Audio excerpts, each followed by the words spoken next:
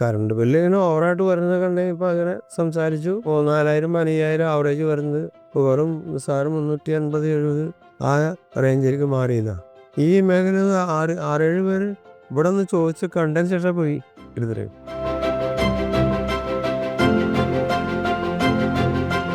എൻ്റെ പേര് പൗലൂസ്. ഞാൻ താമസിക്കുന്നത് കറുകുറ്റി പള്ളിയോട് ചേർന്നാണ്. കറണ്ട് ബില്ല് ഇങ്ങനെ ഓവറായിട്ട് വരുന്നത് കണ്ടെങ്കിൽ ഇപ്പം അങ്ങനെ സംസാരിച്ചു. അപ്പോൾ എനിക്കിഷ്ടമായി, അങ്ങനെ ചെയ്യാൻ പറഞ്ഞു. ഇപ്പം ഇത് വലിയ കുഴപ്പങ്ങളില്ല, വളരെ ഭംഗിയായിട്ട് പോകുന്നു.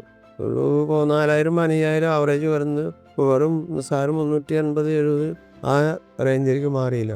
അപ്പം എന്നെ സംബന്ധിച്ചോളം വളരെ ഭംഗിയാണ്, കുഴപ്പമില്ല. 5 കിലോ വാട്ടിൻ്റെ സോളാറാണ് ഞാൻ വെച്ചിരിക്കുന്നത്. വീട്ടിലെന്ന് വെച്ചാൽ ഫ്രിഡ്ജ്, ഫ്രീസർ, TV, ഈ മേഖല 6-7 പേര് ഇവിടെ ഒന്ന് ചോദിച്ച് കണ്ടതിന് ശേഷം പോയി എടുത്തിട്ട്. സർവീസൊക്കെ നമ്മൾ പറയുമ്പോൾ അപ്പോൾ ഒന്ന് ചെയ്യാറുള്ളൂ. എപ്പോൾ വേണമെന്ന് പറഞ്ഞ് ചെയ്യും. അപ്പോൾ അതാണ് നമുക്ക് വേണ്ടേ. എല്ലാ കാര്യം അന്വേഷിക്കും. ഒരാഴ്ചക്കുള്ളിൽ എല്ലാ പണിയും തീർന്ന് നമുക്ക് കണക്ഷൻ. അപ്പോൾ ഞാൻ കാറ്ററിംഗ് ആയിട്ട് വർക്ക് ചെയ്യണ്ടല്ലോ, അപ്പോൾ അതിനകത്തേക്ക് നമ്മൾ ഇൻക്ലൂഡ് ചെയ്യണ്ടല്ലോ. അപ്പോൾ അതുകൊണ്ട് നമുക്ക് വലിയ കുഴപ്പങ്ങളില്ല. ആ ഷെഡ് മുഴുവൻ നമുക്ക് നിസ്സാര പൈസ വരുന്നുള്ളൂ. എൻ്റെ വാടക മാത്രം വരുന്നുള്ളൂ. ഒരു 400, 370, 380 വരുന്നുള്ളൂ. 2 കണക്ഷനാക്കി. ആ കണക്ഷനിൽ നമുക്ക് ഇത്ര പൈസ വരുന്നുള്ളൂ.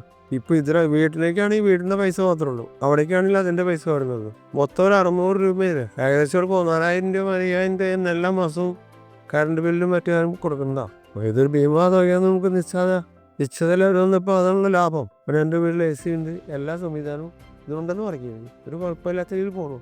എന്നെ സംബന്ധിച്ച് ഹാപ്പിയാണ്. കാരണം നമുക്ക് ഇത്രയും ഭീമാ തുക ഇത്രയല്ലേ വരുന്നുള്ളൂ.